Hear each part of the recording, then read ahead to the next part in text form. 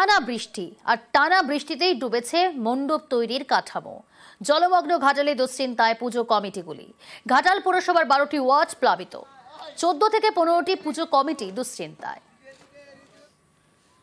জল কমলে হবে, আর হবে না। এই পুজোর সময় এই ঝামেলাটা হয়েছে। হ্যাঁ, পুজোর সময় বারবারই তো হয়। কতবার এই নিয়ে বন্যা হলো? এই নিয়ে এটা 7 বার হলো। প্রবল বর্ষণের ফলে আবার পুনরায় কিন্তু আমরা ঘাটালের 12টা ওয়ার্ড আবার কিন্তু জলমগ্ন হয়েছে। একটা বিগ বাজেটের পুজো এবছর আমরা চেষ্টা করেছিলাম করার জন্য, মানুষের কাছে খুঁটি পুজোও করে নিয়েছিলাম, কিন্তু এমন একটা পরিস্থিতি, কোনো মতে মণ্ডপ যে বাঁধবো জলেতে, সেই বাঁধার পরিস্থিতিটাই তৈরি হচ্ছে না। যে জলটা শুকোলে তবে যে মণ্ডপ বাঁধার কাজ শুরু হবে, সেই কাজটাই আমরা এখনো পর্যন্ত কোনো কিছু করতে পারছি না। এত বড় মণ্ডপের জন্য অলরেডি সব বাজেটে মানে সবাইকে অলরেডি অ্যাডভান্স দেওয়া হয়ে গেছে। লাইট থেকে, প্যান্ডেল থেকে, প্রতিমা থেকে প্রত্যেককে অ্যাডভান্স দেওয়া হয়ে গেছে। আমরা রয়েছি ঘাটাল পৌরসভার 6 নম্বর ওয়ার্ড চাউলি সার্বজনীন দুর্গোৎসব মণ্ডপে। দেখতেই পাচ্ছেন এই যে বাঁশ দিয়ে কাঠামো তৈরি করা হয়েছে, অর্থাৎ মণ্ডপ তৈরির কাজ শুরু হয়েছিল, কিন্তু থমকে গিয়েছে কাজ, কারণ বন্যার জল প্লাবিত হয়েছে মণ্ডপ।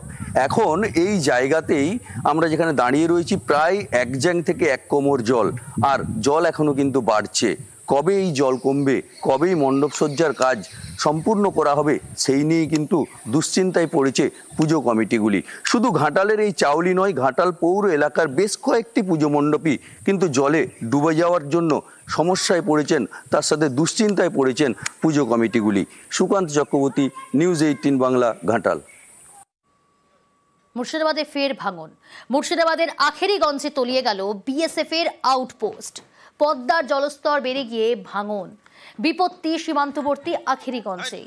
নদীতে তলিয়ে গেল বিএসএফ এর আখেরিগঞ্জ আউটপোস্ট। আরো ডিটেল জানাবে প্রণব, রয়েছে আমার সঙ্গে। প্রণব, দেখো, আজকে সকালবেলাতে যে মুর্শিদাবাদের আখরিগঞ্জ যে জায়গায় রয়েছে, আখরিগঞ্জের রাজাপুরের পাতিবোনা এলাকায় যে বিওপি ছিল, বিএসএফ এর আউটপোস্ট ছিল 49 নম্বর ব্যাটালিয়নের, সেখানে সেটা হঠাৎ করে ভাঙন শুরু হয় ওই এলাকাতে। তারপরে কিন্তু সেই আউটপোস্ট কিন্তু তলিয়ে যায় এবং তড়িঘড়ি যে সমস্ত জিনিসপত্র ছিল সেগুলো বের করতে হয়। স্থানীয় ছেলেপেলে লোকজন আসে এবং সোলার লাইট টাইট সেগুলো সমস্ত কিছু পোলটোল কিন্তু পদ্মা গর্ভে তলিয়ে যায়। জল বাড়ার সঙ্গে সঙ্গে কিন্তু এই ভাঙন আবার আখরিগঞ্জ এলাকাতে ভাঙন শুরু হয়েছে।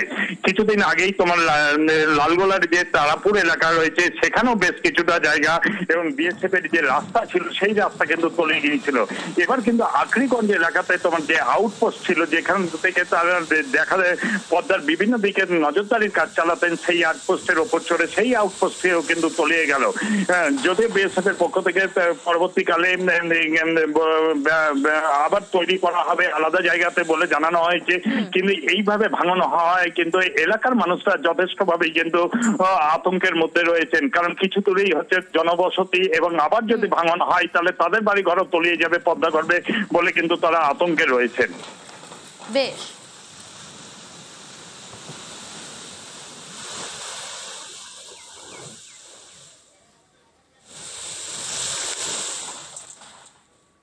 একদিকে যখন মুর্শিদাবাদের নদীগর্ভে বিএসএফ এর আউটপোস্ট, অন্যদিকে দামোদরের গ্রাসে বিঘার পর বিঘা জমি। পূর্ব বর্ধমানের খণ্ডঘোষ, সেখানকার ছবিটা এবার দেখাচ্ছি আপনাদের। সেখানে ভাঙন আতঙ্ক গ্রাস করেছে স্থানীয়দের মধ্যে। কয়েকশো পরিবার তার ইতিমধ্যেই ঘর ছাড়া। দামোদরের পাড়ে থাকতেন কয়েকশো পরিবার, কোথায় যাবেন, কি করবেন, দিশেহারা, দিশাহীন হয়ে পড়েছেন। শরদিন্দু রয়েছে আমার সঙ্গে। শরদিন্দু, কি ছবি? দেখো, চারদিকে জল, মাঝখানে হচ্ছে চুয়ারমানা খণ্ডঘোষ থানা এলাকার মধ্যে পড়ে এই এলাকা, এবং এখানে শতাধিক পরিবার বাংলা আবাস যোজনার বাড়ি পেয়েছেন, কিন্তু সেই যে দ্বীপ বলা চলে সেই দ্বীপ ক্রমশ ভাঙনের কবলে, এবং এই ভাঙন রোধে যে বোল্ডার তার জাল দিয়ে ফেলা হয়েছিল সেগুলো ভেঙে গেছে। এখন আগ্রাসী ভূমিকা নিয়েছে বলা যায় দামোদর। অতি বৃষ্টি এবং ডিবিসি ছাড়া জলে বিঘের পর বিঘে জমি ভেঙে যাচ্ছে, ফলে আতঙ্কিত এলাকার বাসিন্দারা। ইতিমধ্যেই জেলা প্রশাসনের পক্ষ থেকে সেখানে পরিদর্শনে যাওয়া হয়েছে। জেলা শাসক জানিয়েছেন যে ভাঙন রোধে কি পদক্ষেপ নেওয়া যায়, দ্রুত কি পদক্ষেপ নেওয়া যায় সে ব্যাপারে সেচ দপ্তরের আধিকারিকদের সঙ্গে আলোচনা হচ্ছে। শীঘ্রই এ ব্যাপারে ব্যবস্থা নেওয়া হবে।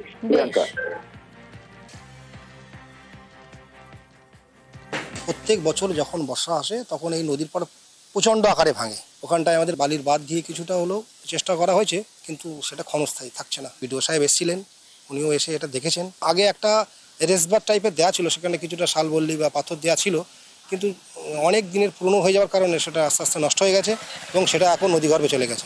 নদী যা ভাঙন শুরু হয়েছে আর ভাঙতে ভাঙতে মনে হয় থাকবে বলে মনে হয় না, আমাদের নিজেদের বাসস্থানে থাকবার জায়গা থাকবে না। অনেক জমি চলে গেছে আমাদের, 1.5-2 বিঘে তুমি সামনে যা ছিল তারও আগে অনেক সম্পত্তি ছিল, সবই চলে গেছে। আতঙ্কে নদীর গর্ভে কখন চলে যাবে কখনো ঠিক ঠিকানা নেই, কোথায় যাবো ছেলে মেয়ে নিয়ে সব। আমরা চাইছি নদীটা বেঁধে দিলে আমরা চাইলে ঘর বাড়ি নিয়ে থাকতে পারবো, না হলে থাকার জায়গা নেই আমাদের।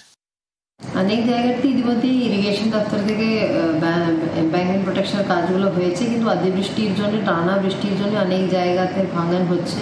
অলরেডি ইতিমধ্যে ইরিগেশন দপ্তরের ইঞ্জিনিয়াররা পরিদর্শন করছে কিভাবে তাড়াতাড়ি এই পরিস্থিতির মধ্যে কি করে ভাঙন বন্ধ করা যায়, সেদিকে ওদের কাজ করতে নির্দেশ দেওয়া হয়েছে। আলিপুরদুয়ারবাসীর কাছে খুশির খবর, কারণ নদী বাঁধ তৈরির কাজ শুরু হলো। কুরমাই নদীর উপর বাঁধের কাজ শুরু, বাঁধ তৈরির কাজ শুরু সেচ দফতরের।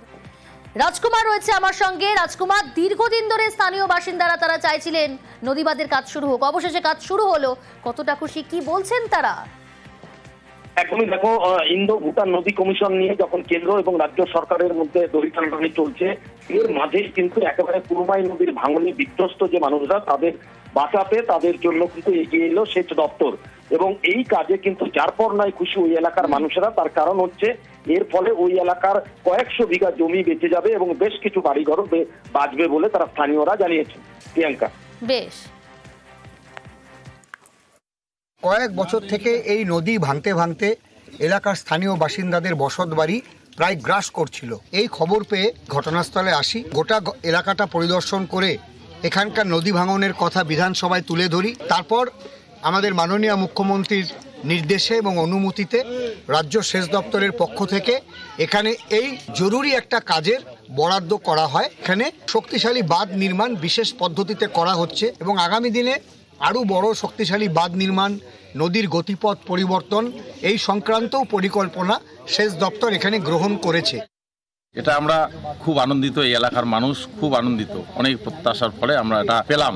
মা গঙ্গার পূজা করে কাজটা আমরা সূচনা করছি। আমরা মাননীয় মুখ্যমন্ত্রীকে আমরা ধন্যবাদ জানাই। নকশালবাড়ির দিকে নজর রাখি, সেখানে রাস্তার শিলান্যাস, ভোগান্তি কমবে 5 গ্রামের বাসিন্দাদের। উত্তরবঙ্গ উন্নয়ন দপ্তরের উদ্যোগ, তৈরি হচ্ছে 1600 মিটার রাস্তা, অর্থাৎ দুর্ভোগ কমছে। বিশ্বজিৎ মিশ্র রয়েছে, কতটা খুশি বিশ্বজিৎ নিত্যযাত্রীরা?